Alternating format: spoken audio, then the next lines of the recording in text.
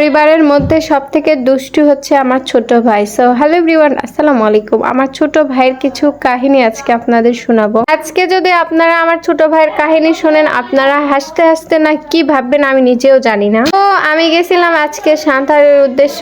So Santahar যাওয়ার একটাই কারণ, আমার কিছু কাজ ছিল সান্তাহারে। এর মধ্যে আমার ছোট ভাইয়ের আবদার, সে খাবে স্ট্রবেরি। আচ্ছা ঠিক আছে, সে যেহেতু খাবে তাহলে কিনে দেই, সমস্যা নাই। তো সেখান থেকে স্ট্রবেরি নেওয়ার পর আমরা হচ্ছে ছোট বোনের কলেজে যাব, কিছু কাজ ছিল। তো কলেজের উদ্দেশ্যে বের হওয়ার সময় হঠাৎ দেখি আমার ছোট ভাইয়ের কাণ্ড দেখে আমি নিজেও তো অবাক হয়ে গেছি। স্ট্রবেরি নিচ্ছি ঠিক আছে, সেটা কি গাড়ির মধ্যে খাওয়া লাগবে আর কি লোকজন কেউ দেখবে না বলেন? তো আমার খুবই শরম লাগে মানুষের মধ্যে খাবার খাইতে। তো যাই হোক, সমস্যা নাই, আমি আর কি বলবো বলেন। আমার ছোট ভাই যেহেতু নিছে, সেহেতু আমার এখানে কিছুই করার নাই। আর সে যেহেতু ছোট মানুষ, তো কেউ কিছু মনে করবে না, আমি এটা ভাবে মনে সান্ত্বনা দিলাম। তো মনে সান্ত্বনা টান্তনা দেওয়ার পর বাসায় নিয়ে আসছিলাম ডাব, তাও আবার অনেক বড় ডাব নিয়ে আসছিলাম গাইস। সেটা ফুটো করতে গিয়ে তো আমি পুরো অবাক হয়ে গেছি। মানে এখানের ভিতরে শ্বাস আছে, তার মধ্যে নারকেল আছে, অনেক বড় যেহেতু ডাব। সো আমার দাদিকে দিলাম, আমি শেষ পর্যন্ত পারিনি। তো আমার দাদি এখন ডাবটা ফুটো করবে ভালো করে।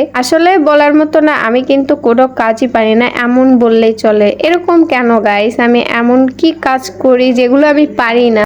সেই কাজটা কি? এই যে এই কাজগুলো, মানে আমার শরীরের ওজনেই মনে হয়, আমার শরীরে মনে হয় শক্তি নাই, এমন হয়। তো যাক, সমস্যা নাই। এখানে ডাবের পানি অনেকগুলো ছিল, একটা তো ডাব ফুটো করছে, সেখান থেকে পানিও বের করে নিছে। এখন এটার মধ্যে শ্বাস আছে। আমি তো ডাবের পানি খাই আর না খাই, আমার শ্বাস খেতেই হবে, এটা মাস্ট বি। আমার খুবই ভালো লাগে। এইদিকে ছোট ভাই আর আমি দুইজন মিলে তো গাইস মারামারি শুরু করে দিছি। এই শ্বাস নিয়ে আমাদের গন্ডগোল হয়, পানি নিয়ে তেমন কোনো গন্ডগোল হয় না, পানি নিয়ে কোনো ঝগড়া হয় না। যাই হোক, গন্ডগোল ঝগড়া টগড়া সবকিছু শেষ করার পর চলুন এখন আমি আচারের পর্বে যাব। আচার খাবো আজকে গাইস, বোরের আচার, তাও আবার। আচ্ছা, এবার কি আপনারা হচ্ছে আচার কে কে খেতে পছন্দ করেন? তারা কিন্তু অবশ্যই আমাকে কমেন্টে জানাবেন, আমার কিন্তু খুবই খুবই ভালো লাগে। আর আজকে আমি গুড় আর চিনি, তার সাথে স্যাকারিন সবগুলো দিয়ে অল্প কিছু পরিমাণের বোরের আচার করব গাইস।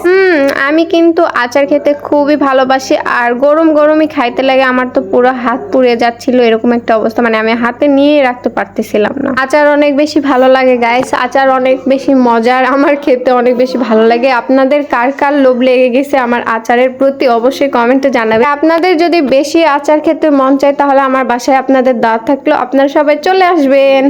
একটু একটু করে হলেও কিন্তু আপনাদের আচার দিব। সো আপনারা চলে আসবেন। আর আজকের ব্লগটা এতদূর পর্যন্ত, সবাই ভালো থাকবেন, সুস্থ থাকবেন, আল্লাহ হাফেজ। আচ্ছা দাঁড়ান, আমার ব্লগগুলো আপনাদের কার কেমন লাগে সেটা কিন্তু অবশ্যই কমেন্টে জানাবেন গাইস। আর ভিডিও যদি ভালো লাগে অবশ্যই লাইক কমেন্ট শেয়ার করে যাবেন। Tata, bye bye.